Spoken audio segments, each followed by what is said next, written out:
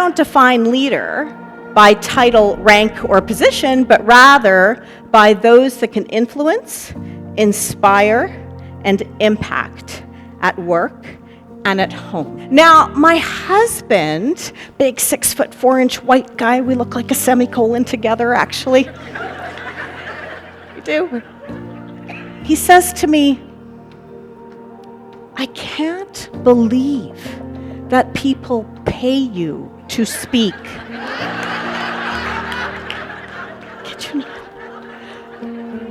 I would pay you not to speak.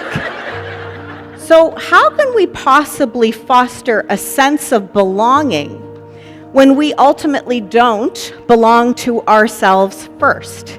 If we can't accept ourselves, flaws and all, how can we possibly covet this sense of belonging for others when we don't accept ourselves?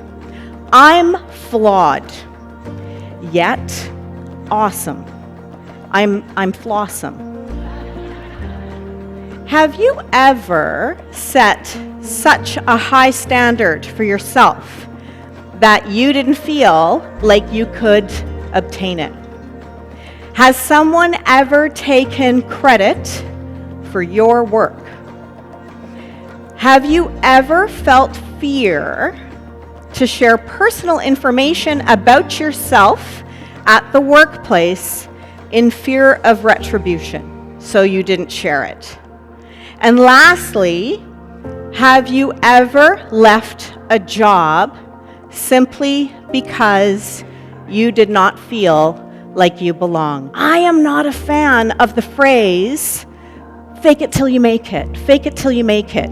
When we encourage people, no matter their position, title, rank, or children, to fake it until we make it, well, we're actually encouraging inauthenticity. We should be embracing the stage and age that we're at. And so I'd rather we say, face it till we make it. Leaders do not create more followers. Leaders create more leaders. And so what we want to do is empower others to empower themselves. So I have to admit, I am addicted to my phone, and my husband finally said, okay, you need to take a break, minimally on Sundays. Stop scrolling, start living, because the most important people are always right in front of you. He was right, but I can't tell him he's right. But he was right.